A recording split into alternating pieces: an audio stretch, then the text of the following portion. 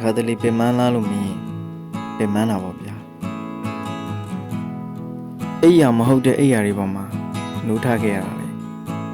ချိန်မောင်းမနေတော့ပါဘူးအတွေ့ပေါင်း1600နှိမ့်ဆက်တဲ့ညတွေမှာ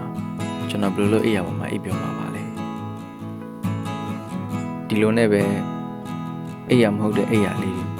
ကျွန်တော်အတွက်အများကြီးဖြစ်လာခဲ့တာပေါ့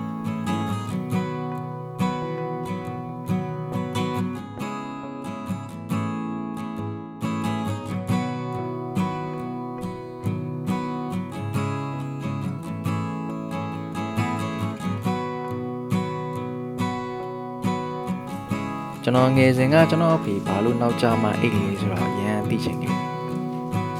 စိုးအိတ်လေးရတာပဲ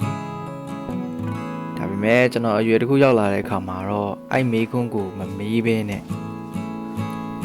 အဲ့ဒီမေးခွန်းရဲ့အဖြေကိုကျွန်တော်ကိုယ်တိုင်သိပါခဲ့ပါတယ်ကျွန်တော်တို့ငယ်စဉ်ကရခဲ့တဲ့ပျော်ရွှင်မှုတွေကတော့အရန်ယူရှင်းခဲ့ပါတယ်ဒါပေမဲ့အရွယ်တစ်ခုရောက်လာတဲ့အခါဒီလောကကြီးက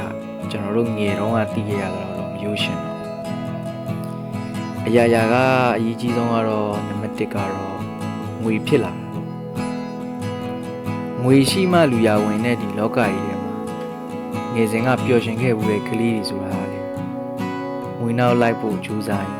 အသက်ရှင်မှုရုန်းကန်ရင်းနဲ့ပဲအိယာမဟုတ်တဲ့အိယာလေးတွေပေါ်မှာအိတ်ဆက်နေတတ်ကြပါ